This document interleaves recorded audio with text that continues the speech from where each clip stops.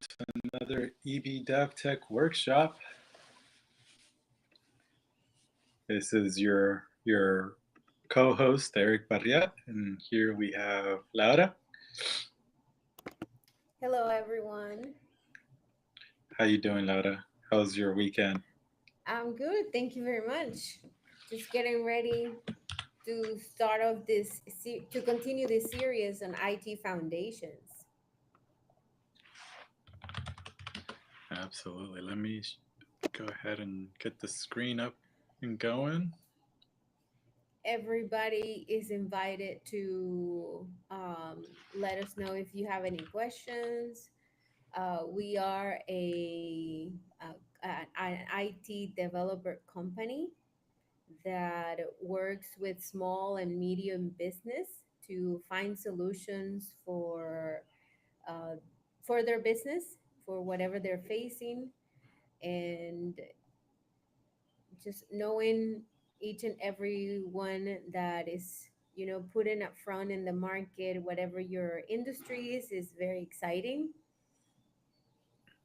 uh, we are going through this series of foundation and IT systems to understand the basics of everything. I think the just on our last episode we went through several concepts that are the actual infrastructure of everything that we've seen escalate in the marketplace, like the cloud systems and all.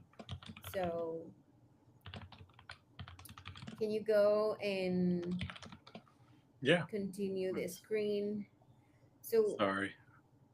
not a problem. You did a great overview of, well, actually this was our main goal. So Yeah. I just said So this. We're she tried. oh my, You tried to say this. yeah, I try to say my main goal is to be open for discussions here. Having to, you know, I, I guess, um, Yeah. what? So Yeah, yeah, just give our expert goal guidance. here. Yeah, this is just a supportive space for. It says small business on small business owners on the screen, but it's just for everyone, right? It's a supportive space for anyone to explore technology solutions. This is supposed to be an open discussion. You have any types of questions about anything with technology. It could be like, why does my computer suck? Well, let's talk about it. There's because every problem comes with a series of questions before you come to a solution, right? Um, so this is really just an open space. From we started a little bit late today because I was hungry and we had back-to-back meetings today. So and because I knew this was a recap, so hopefully we get this. We're gonna wrap this up today and start a new topic on Thursday. So we do this every Tuesdays and Thursdays from 11:30 to 12:30, and it's a space for you guys to explore technology solutions. You guys can bring ideas to us. It's an open discussions about any challenges or ideas or goals that you guys are working on or are facing. And then we provide our expertise to give you some practical solutions based off of your needs. And we give you some guidance to solve those problems and hopefully drive your growth. And then at the bottom there, to make the world a better place, one solution at a time. That is our North Star. That's our vision as a company here at EB DevTech, to make the world a better place, a solution at a time. Good intro. I'm gonna cut and clip it so that we don't have to keep saying it next time. I hate saying the same thing over and over again. Right? That's It's fine. I think yeah, it's a great but reminder. yeah, it is. It is a great reminder. So we went on our previous sessions, which will be obviously linked on this video eventually if you're watching on YouTube later on. But the we went through what was hardware, macro, microprocess, and everything that went on the basic understanding and key concepts to take in consideration. I think we can skip this and just go through some of the slides that we have completed from last week and say we went through some operation systems, networking bases, such as uh, I think those were concepts. If you can continue with the slide, Yeah. we we yeah, you gave us some guidance on the different well, actually just the main ones that everybody knows, but we discussed a lot of features from the operating systems that are the most uh, competitive and the biggest out there. So anything that could be related or anyone is curious about that, you can go ahead and watch it on our last video. The next slide is we went through the devices and how they join network. I think this is Yep. networking basis. So how I like the other slide with the excellent. So this slide basically just went through the many devices and how data is being distributed from the main modem to each of the filters that you're seeing them listed, the firewall, router, and the switch devices connections that happens in milliseconds, and it's all how is that being distributed as a data in your devices. So we've confirmed probably and hopefully the basic understanding of those. And this is something that we do at DevTech. We try to go through our guarantees that we go through one phase to another, making sure that you understand what you do and why you're doing it. And so if you go to the next slide, I think we went through this is What the is most cloud exciting. computing? I think you started the cloud computing and how This is where I that couldn't shut up, huh? yeah, because I thought that was super interesting. See, our last two previous videos have, basically armed us with the information that cloud computing needs for everybody to understand such a complex concept. I think uh, just like many of you that are watching maybe, and we talk to ChatGPT and other large language models to understand a lot of things nowadays and how they're working.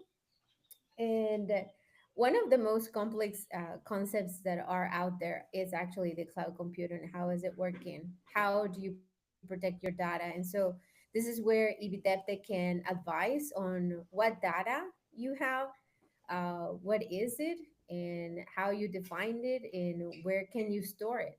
So I love this part. I think this is one of the it looks basic, but it isn't. It's very complex, and I think you went through some misconceptions. If you, Yes. I Yeah. I think that mean, wasn't. We were just we there never. when we got Yeah. cut off, but this one is before. So, if you want to go ahead and continue with the IT information security, Yeah, and we kind of went through this a little bit with the network because the network is part should be part of your security plan, right? How are you going to protect your network? One of the things we didn't discuss in the network plan as well is um, there's Wi-Fi, right, which is protected by a password, but then there's the Ethernet, and Ethernet is kind of a little bit different because you kind of just plug it in and you kind of just get internet right after you plug it in. Um, so that's actually a security concern for a lot of um, um, companies, especially if you have um, a server room within that location, like the physical people connecting to the physical outlet via the Ethernet, and then they can essentially start looking through your network to see what type of devices are also on that network and what devices they can talk to. That's where server rooms come into play because if if they can start looking for the devices and the servers are connected to the same network that they've just plugged into, then that's a problem That's because a where is your threat. data? That's a threat. Mm-hmm. Um, so that's where in a lot of there in it's a lot of work, especially with government facilities, where every every like if you try to do work with a government facility, you essentially have to account for every single um, entryway into their network, including the Ethernets, right? So that and the way that the Ethernets would kind of work as well from a network perspective is that you either shut them off where you can't use those Ethernets, or if they are active, that's where you have to start naming them. Mm-hmm. Now, it's not a problem if you're a small facility because you only have, you probably only have probably like 15 or 20 Ethernet outlets. But then what do you do when you have an entire building, an entire, Organization. like a skyscraper, right? A 10-story building. Um, and that's when it starts to get a little bit more complicated. You need to start having more strategies around that. Mm-hmm. Well, So the very basic one is to sorry, Laura. Let me just finish this thought. Of the basic thing here is to completely separate your servers from all of the other network, right? And then only allow um, like a point-to-point communication to the servers as a separate network, and not have the servers be a part of your general public traffic. yes, I was just gonna cover what you mentioned the other day about this could be from an individual perspective in your home, from the small business perspective with the 15 people and the story building. So, how is AI driven security solutions being leveraged here nowadays?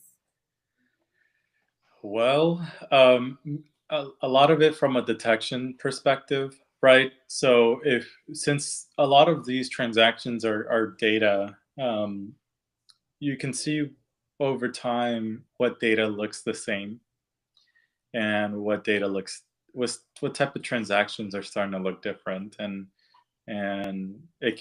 AI can flag those and send that to Mm-hmm. send alerts to the appropriate parties, especially when you have larger facilities where you can probably have thousands of transactions a second, if everybody's working from a computer there, right? Mm-hmm. Um, and and that's where AI can kind of help you kind of gauge that.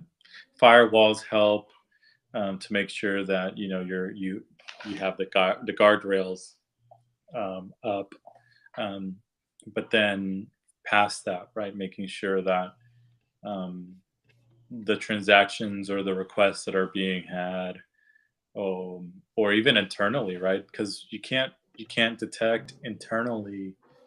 Um, it's a lot harder when it's internal than external. You can kind of you can you can. It's a lot easier to see what's outside. But when something's inside, it's kind of like a Trojan horse, right? They're inside, um, and that's actually where the virus name came from. A Trojan virus is because it acts from inside of the organization to not only infect other computers, but then also um, slip information outside of the network. Um, so you want to focus on internal requests and internal transactions, and that's where AI will really help because now um, it can review all of the transactions that a single device is doing and what it normally does. And then if it starts to change in any way, in the way that it's communicating or transacting, or starts transacting to other um, to other locations or areas, then that starts to be a red flag. And that's where AI can come and help. And AI is actually helping um, in a lot of assets as well, from a security perspective, where it could be not only your network traffic, but also emails. So like, um, is it spam? Your phishing attempts and things like that. AI is a part of that as well. Is identifying, is this real or not? Is this a real email or not? Um, and kind of helping in that regards. Um, Now that it starts to be like which AI is best. Who that could be it. You could say, and all of the big guys, Google, Microsoft, they invest a lot of money into their cybersecurity and stuff like that. Um, I don't remember exact. I think Microsoft does this too, but I know Google invests billions of dollars into their cybersecurity research, year over year, and that's kind of, you can kind of see that in the service that they provide you, right? So if you use Gmail, if you get a spam, it kind of gives you an alert of saying, hey, this looks like it's bad, right? Or hey, be careful, this is potentially spam, or hey, we don't really know if this is real or not. Please use extra caution. There's not a human telling you that, right? There's not someone at Google that's reviewing all of the emails that come through, because I think they have billions of accounts, um, on the Gmail platform, and so it's like it's impossible for a team to not only review all of them, but to be able to even review a subset of all the emails that get sent and received, to make sure that they're good emails instead of bad emails, bad acting emails.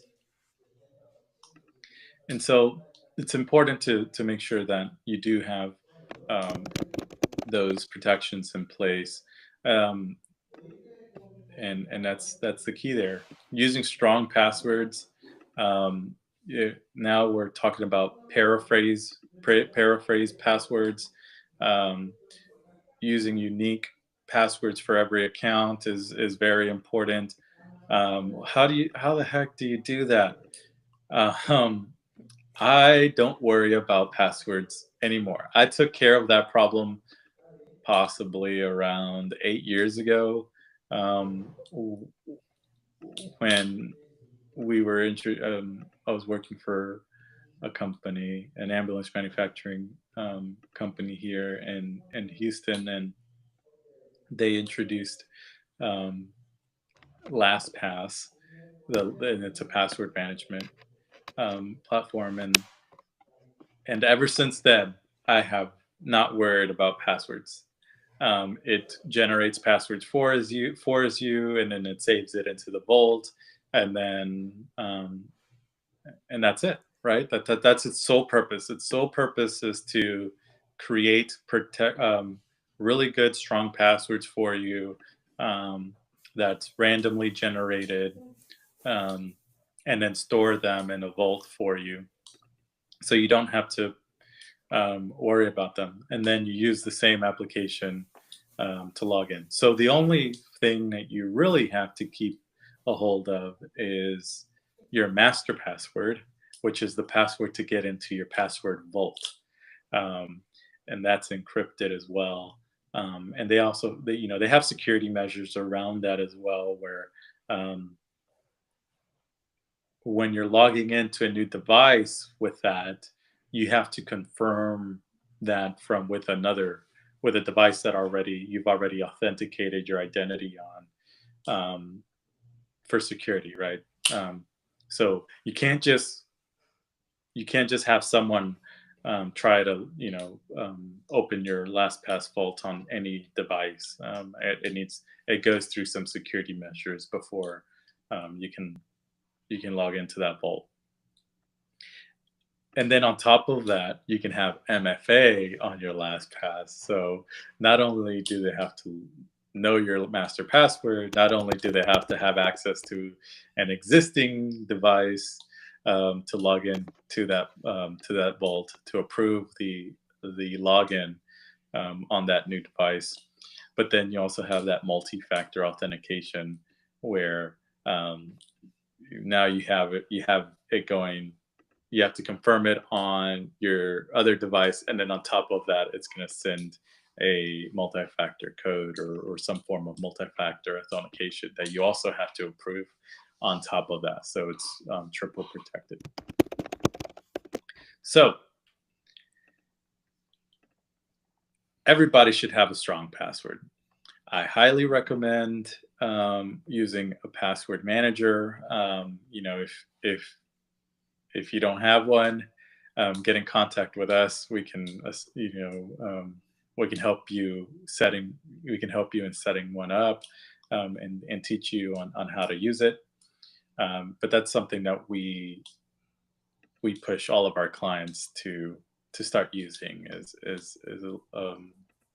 a password manager. Yep. That's one of the services that DevTech offers. That is right. And then information security, it's just,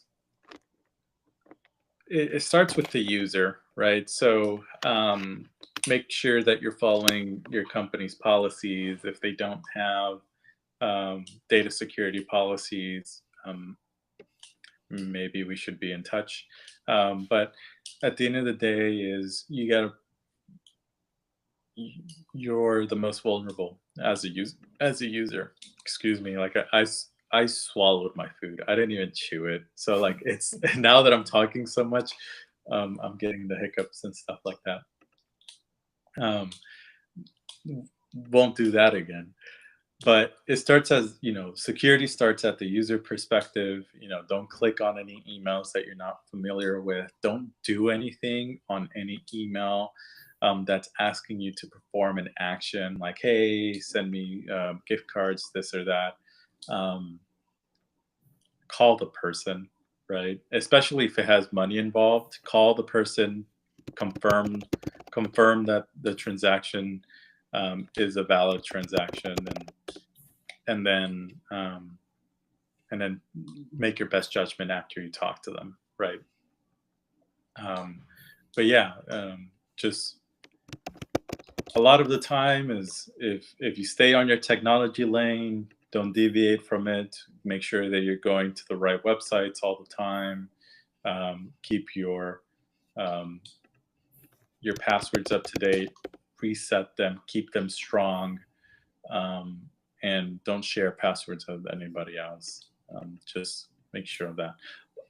That's actually a really good question that I just thought of is, well, what if something happens to me and I need to give access to my password manager to someone else?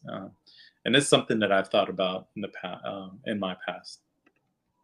And I actually have my wife. I taught my wife to use a password manager. So with LastPass, it actually has a feature built into it where my wife, and you have to give it the instruction, right? Who has access to this?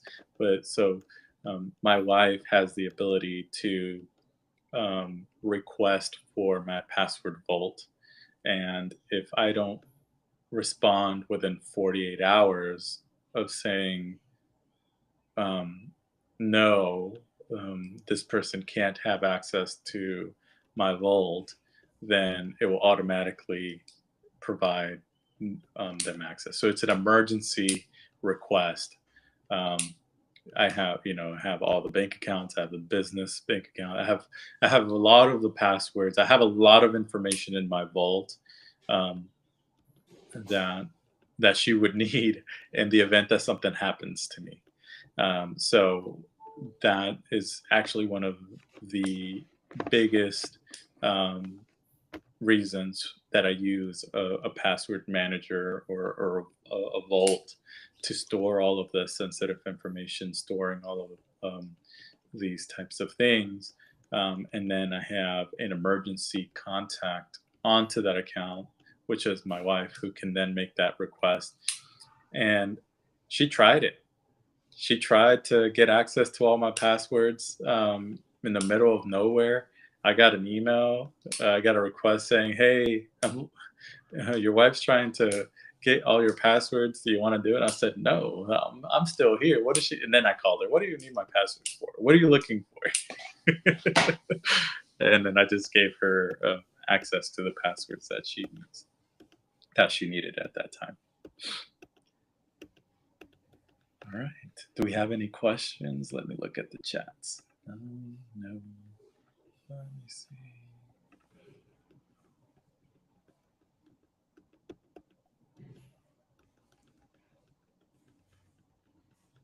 Oh, Asha, thank you.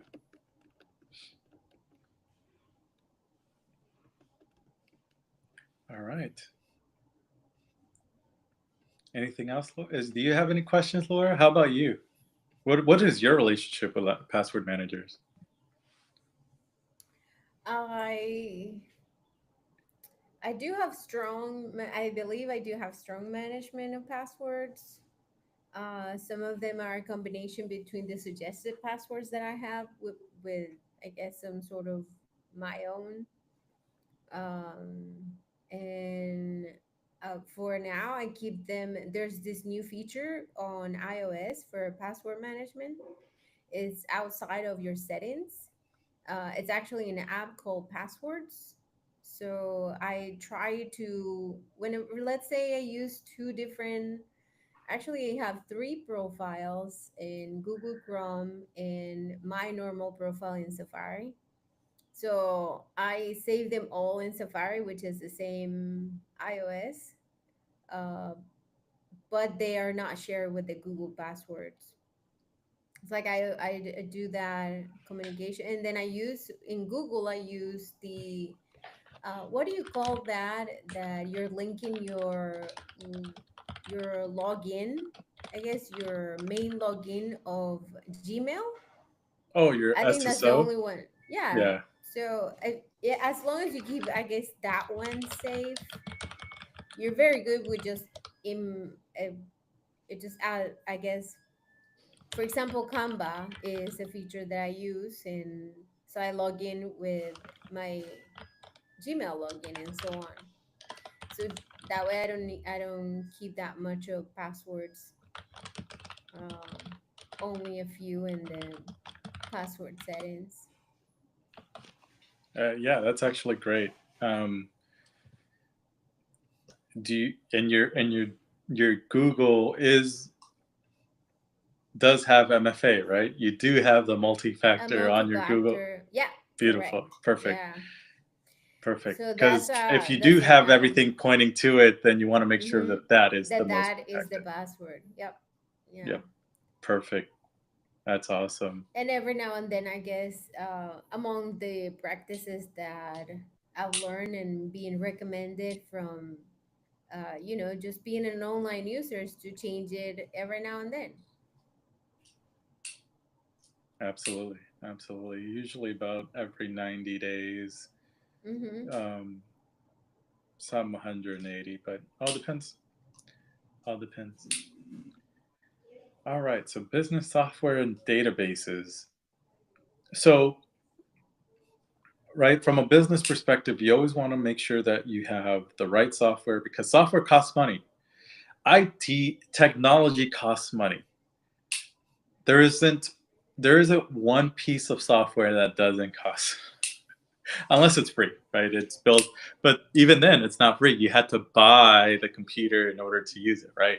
So at a root, technology is an expense, um, and the reason that we justify that expense is usually efficiency and because it saves us time and because it connects us faster, right? And so choosing scalable software is really important, especially um, for small businesses, um, because it's not something you want to bring up every year, because it takes a lot of work to implement new software, and it takes a lot of work to train your team on the new software, and it takes a lot of um, effort to do that, and so usually want to make sure that when you choose a software, you can have an ROI between 3 to 5 years, depending on the type of software. So if you do end up choosing that software, you're you're going to be using it for the next couple of years, at least 3 or 2. Um, sometimes software doesn't work out, and you're moving on to another another software, but that's why it's very important to make sure you choose the right software to begin with. So you want to make sure you look for these tools. Doesn't matter what tool it is or what type of tool it is. Make sure you look for the tools that can grow with your business.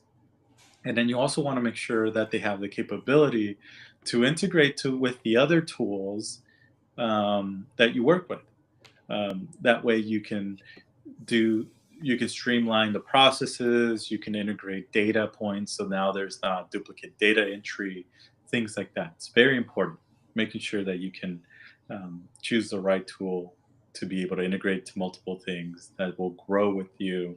That's how software can provide you the most value, because if you choose the right one, not only is it going to make you more efficient, or help you with whatever that software is made to do, but then now it can help you downstream your operations, um, all the way down, right? So especially like if you have multiple systems for CRM, then you have your operations system, then you have your sales system, you have your operations system, and then you have your accounting systems.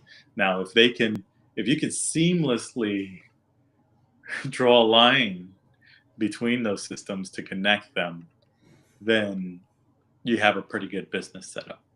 It's a really good architecture of how you've architected the software that you're using to provide value to your business. And then, the next thing is kind of databases.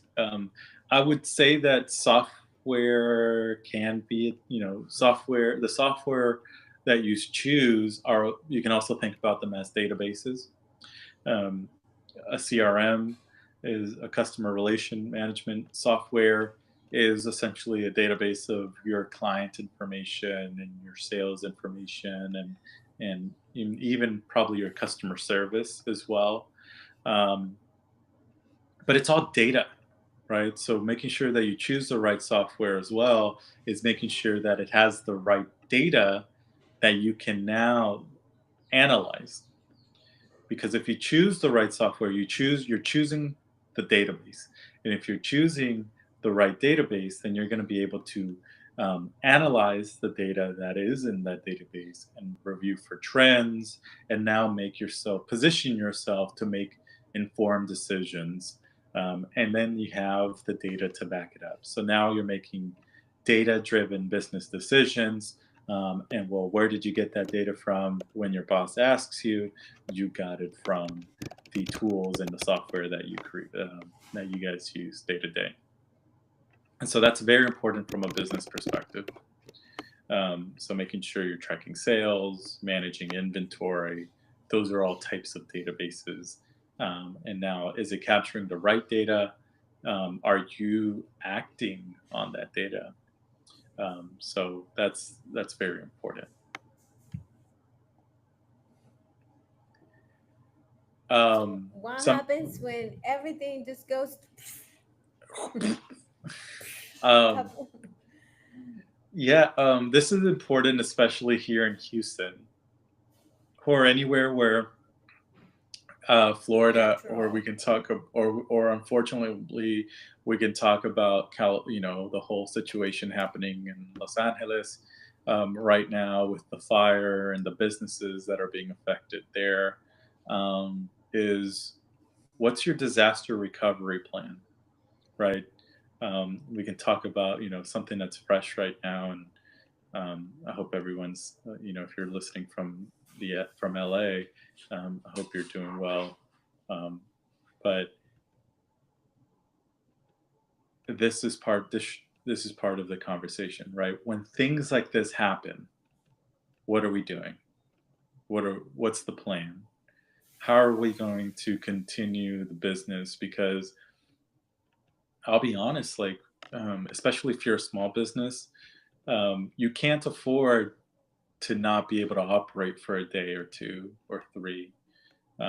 And then also, if you have on-premise servers that are affected by a disaster, but you have a global team, now how are you going to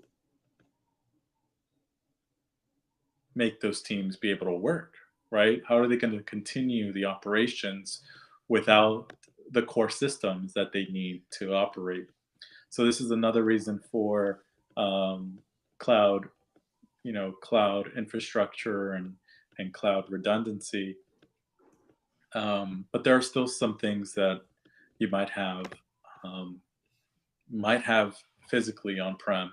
But even then, right, you need to have a plan for if the cloud goes out or if a region of a cloud goes down, right? So that's another thing to discuss about, right? You might have your core cloud region might um, might be operative, but you need to also make sure, well, what happens when that region goes down? Do you have a data backup? Your backups from this data region from the cloud, is it backed up to a separate region? Now, did you choose the right region, right? That it won't be affected from a disaster, right? So you got to talk about those things and um, make sure if you do have on-prem servers or things like that, make sure that they're regularly backed up to the cloud. But then also make sure that if it is a backup, that it's not in the same region. Your data center or your cloud isn't in the same region as to where you're located right now. It's going to be, maybe a couple thousand miles away. um, and then you also have to make sure that your plan is going to work. So exercise your plan every so often, right? Um, we will have a disaster recovery plan once a year, and just test to make sure that, hey, would we be able to, if a disaster happens right now, will we be able to um, that pull that back up from the cloud, and then how long, and that's also a benchmark. How long does it take you to do that? How long does it take if we had a disaster right now, how long would it take for us to be back and operationally efficient? And then I would add that you want to make that as seamless as possible, that your users don't even know. That's and Mhm. that's the best case scenario that you want. You want a disaster recovery plan that your users never even know that That that it something was happened. that Hmm. something happened. um, and so that's the type of plans that we would want to develop, and that's the type of planning and strategies that we would provide for all of our clients. And that's all coming down to business continuity planning. We put it on paper, and then you have to make sure that every year you review that plan to see if any architectural changes have changed. Are there any other systems that have been introduced over the past year? Um, and then just act on those.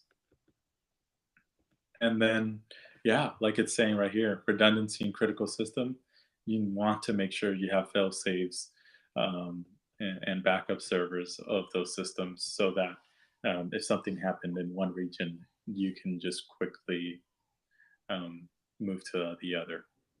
One of the things to review is also is there any data loss in that transition, right? And that's part of the planning process. You want to make sure that if there is something that goes down today, um, is do we have real-time backups, or our backups at a frequency? So if they're daily, you at least know that if there is a disaster, um, you only lost the work that you did that day, right? Because you can pull everything from the day before, and so you're only minimizing your rework for the amount of operation hours that have been put into this new day. Great What are you thinking, advice. Laura? I was just going through my backup actually, just thinking about. I'm not kidding. I literally just went through that disk that I have for external backup for my computer. Since I did not had any space to do a backup today, I went and said, okay, maybe I'm okay with deleting this old backup in order to restore it. And so that's very important. Now, this is only a one user uh, example, but for a company, it's just like you said, it needs to be seamlessly. It doesn't needs to even be, noticed. And that's where we have a service uh, for what's it called? Chief, uh, chief Wow, can you help me with this?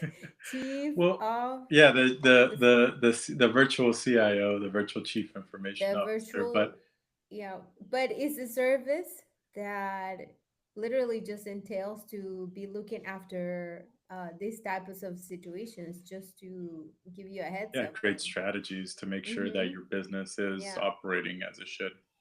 exactly. For any type of client. I think everybody loses data at some point, and only when that happens, you face the That's when you reality care.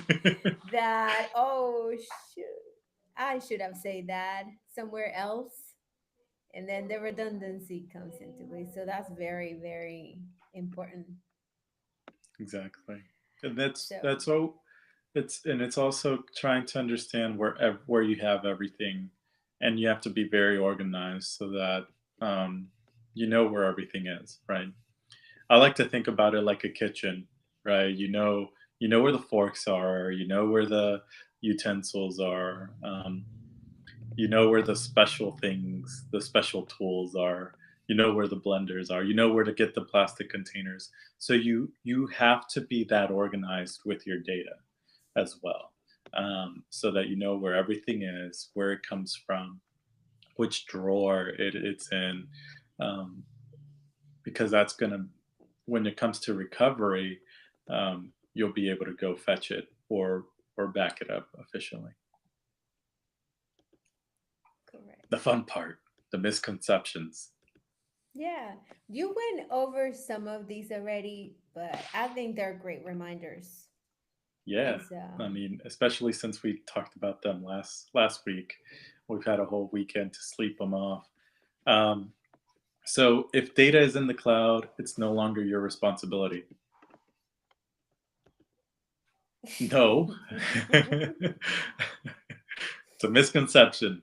Um, it's your data, no matter where it is, right? So if it's in the cloud, if it's wherever your data is, it's your data, and it's your responsibility, and you need to make sure that you have the right access controls to it, you have the right user permissions, um, and essentially that it's protected. So it's your responsibility to manage and protect your data.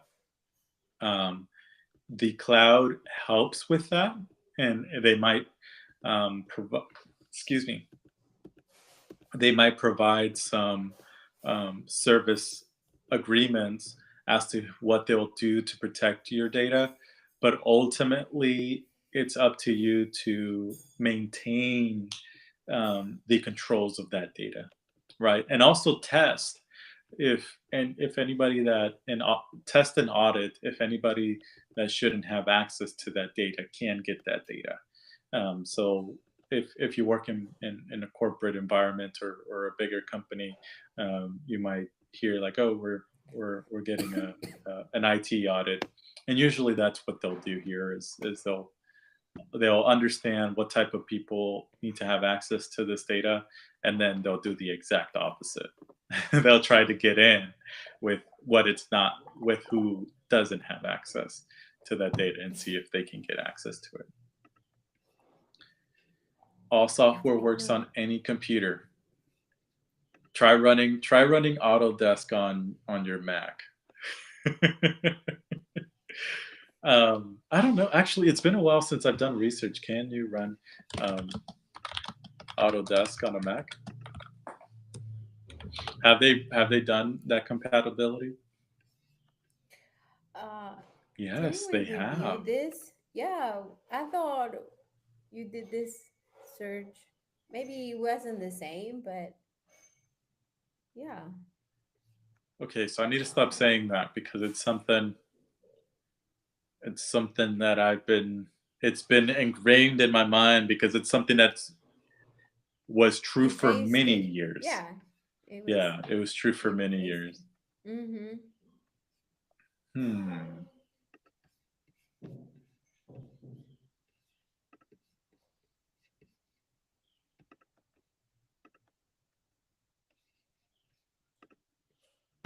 Oh, but a lot of it you can do virtualized.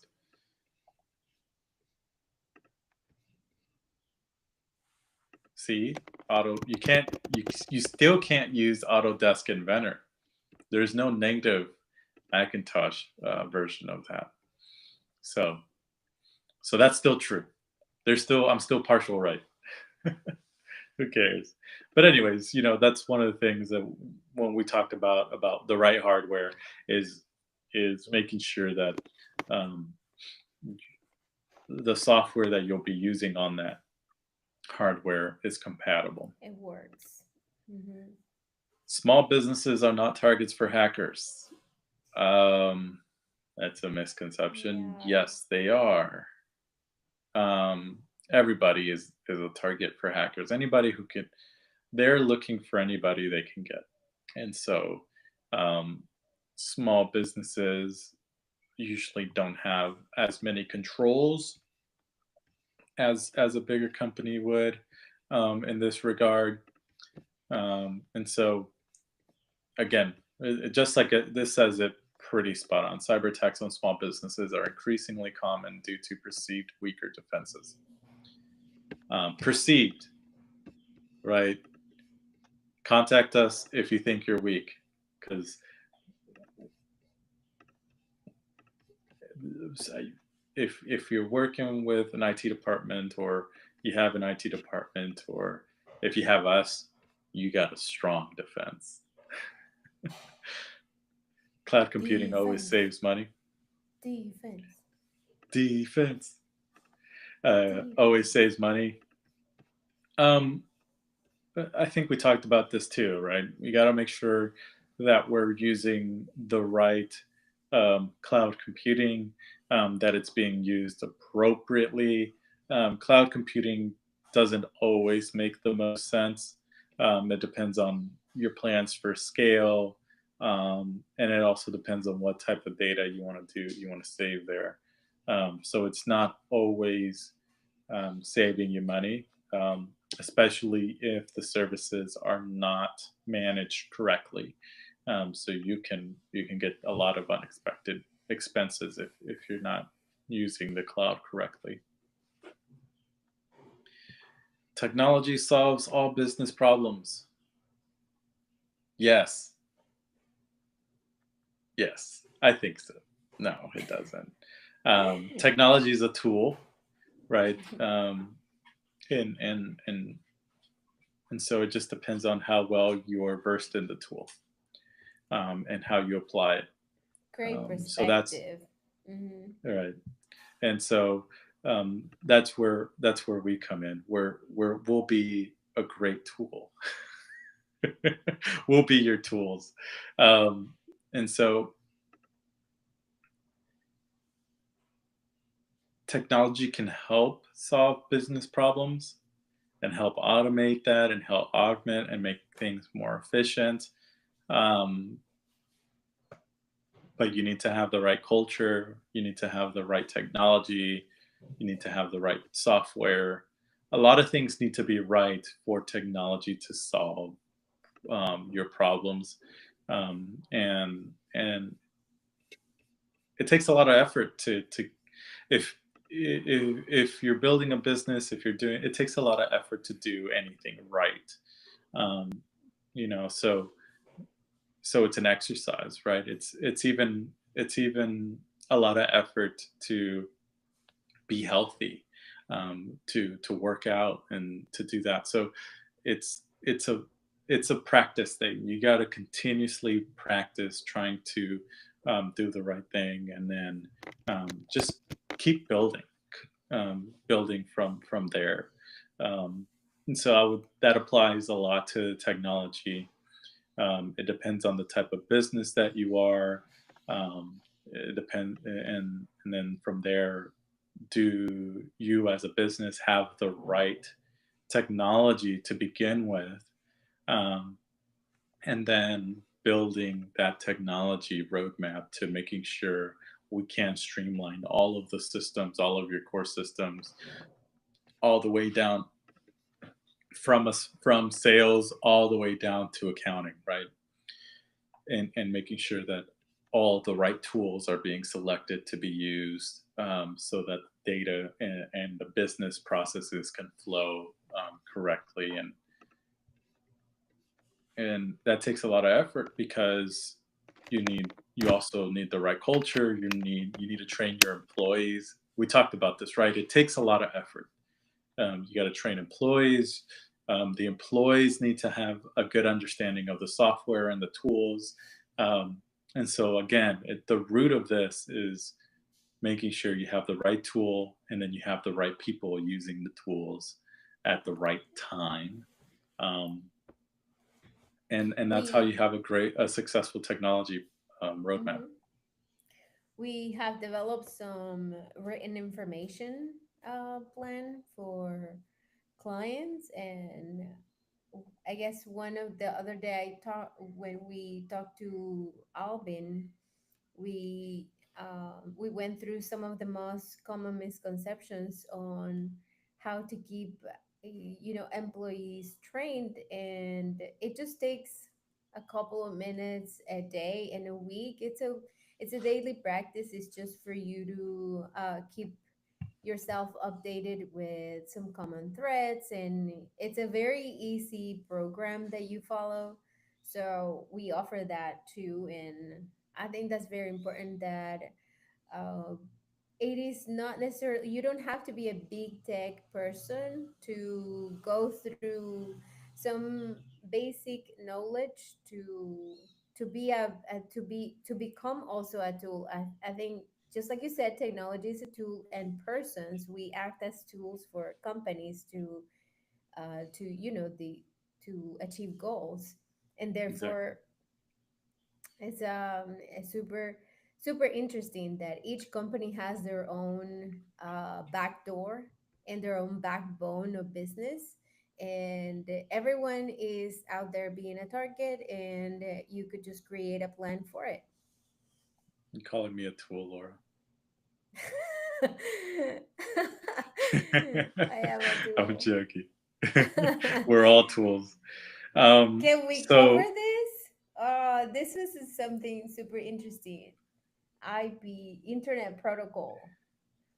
um, I IP is just an address, right? Just like your house has an address.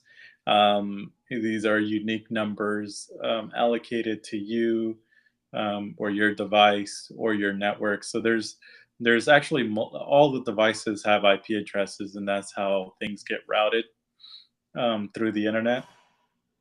And that's how what an IP is. Assigning an address that happens um, in your it's called, is it DNS? It's DNS or DHCS, but I'm blanking out right now.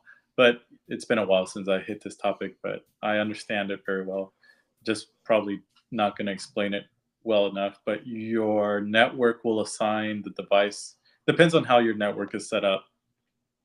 And in going back to like federal buildings and things like that, this is one of the reasons why you can't just plug into an Ethernet, because um, it won't assign that device an IP address. So it can't talk to anything on the network because of for security reasons, right? It wasn't assigned anything, so it can't talk to anything, type of deal. Um, But but your network usually assigns that.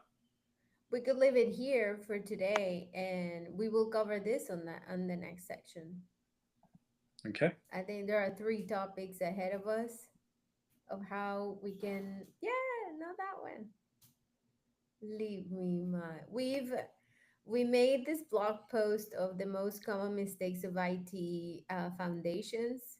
There are some interesting facts and root cause of, of probably things that we see on a daily basis that clients do without having to be. This is not about putting a blame on any of the sizes. This is just about learning from mistakes and learning from past experience, learning from the industry and how it has behaved, and moving forward. Just like a book said, falling forward. When you fail, you just make sure that you stand up and just fall forward. Learn So from it. yeah, so one of the most, it there are lots of common mistakes that are listed for small business and how we can help. So I invite you to go ahead and take a look at that blog, and just making sure that you could also follow us on social media, and I guess we could leave it there, right? Yeah, I think we've It's had a lot of fun very this time. We can have fun next time. We can talk about this all day. For me, there's no and problem. I can yeah, I daydream you and daydream. night dream about technology. So Daydream and night dream.